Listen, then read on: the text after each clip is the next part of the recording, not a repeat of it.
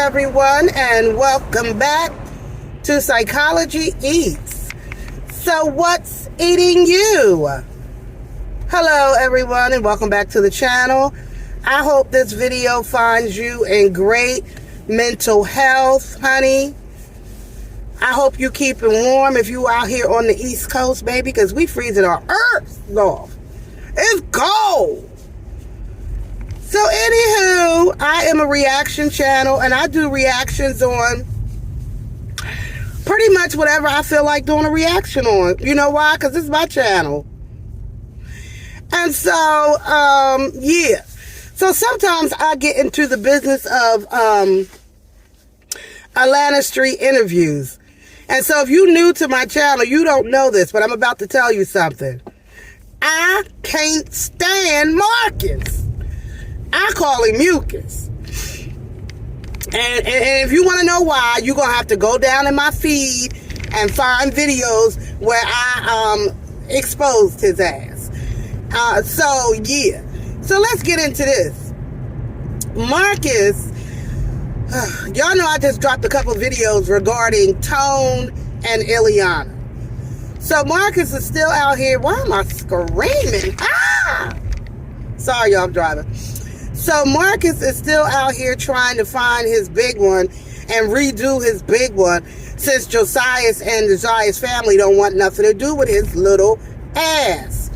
And so he found the connection back to Josias through Iliana. Iliana is a homeless girl that ran up on Josias and was just one of them people that Josias was humping on when he was in Atlanta out in the street. So now,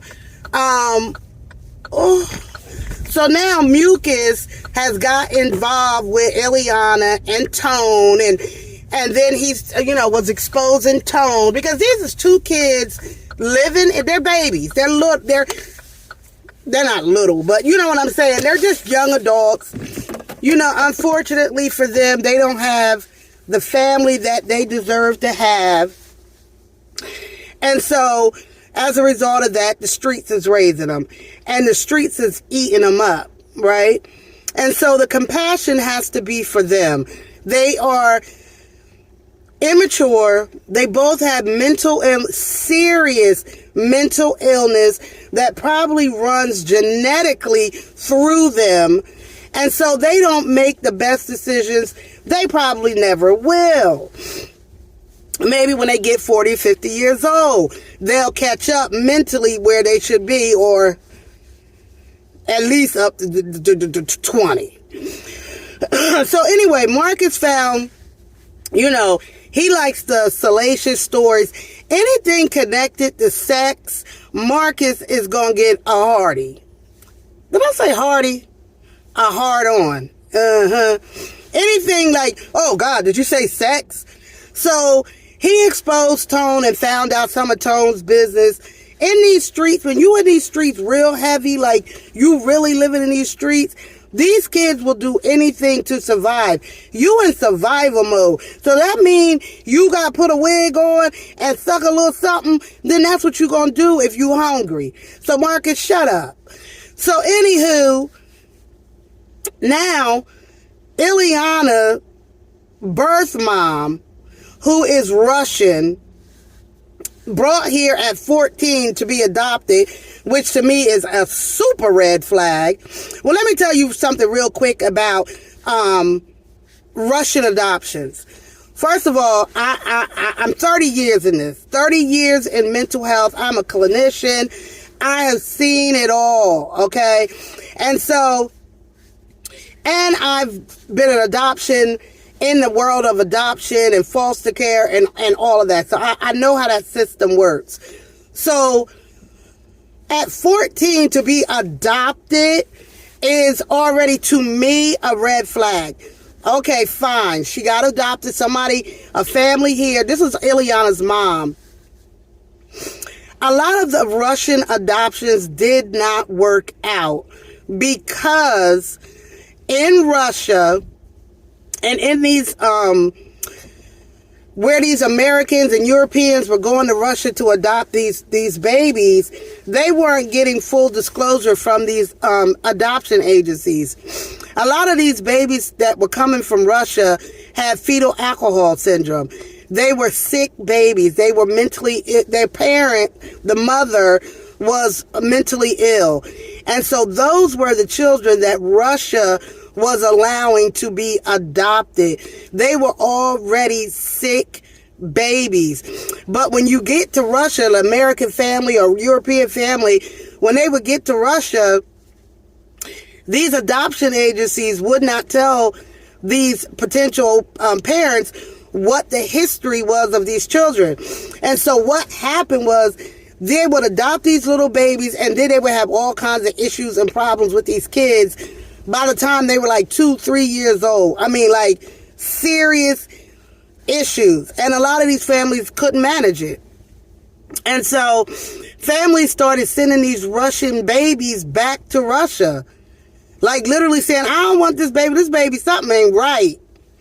So, as a result of that, Russia has now stopped adoptions with America. Well, America needed to stop adoptions with Russia, but however it went, now there's no more of that exchange between Russia and America because of the children that were being sent over here. According to what I've read and what I know, is that Russian women, especially women who are poor, women who are living in whatever circumstances, poor circumstances, they drink a lot of alcohol. And so that's what these children have, alcohol, fetal syndrome. And let me tell you something, the shit don't never go away from baby to adult. And so, okay, so this lady is Iliana's mom. That's her history. She comes here at 14, probably already damaged beyond repair, hooks up with some ninja, has Iliana. That genetic is still, carried through Iliana.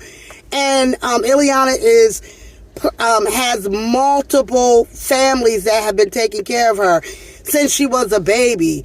And so that's traumatic right there for a child when you have multiple caregivers. And so now Iliana basically is out in the street. And she gonna do whatever it takes to survive. So Marcus is not a victim. Oh, they're not calling Marcus. Oh, Marcus got her out of jail. Marcus got her out of jail for his own fucking benefit. For his own benefit. These gloves have little holes in them, y'all. And I'm freezing. Anywho, Marcus got Iliana out of jail for his own benefit. He don't give a fuck about no Iliana. Everything Marcus do is for clicks and views and for Marcus to look like he's the hero in something. You ain't nothing. You're not no hero. You actually are a zero, mother sucker. Ugh. Anyway, so in conclusion, I know a lot of people, well, some people, from what I can, as I'm strolling and trolling, like, are upset and angry at Iliana and Tone. Really? Really? They're adults, but they're operating in the mindset of a child that's living in the street by themselves.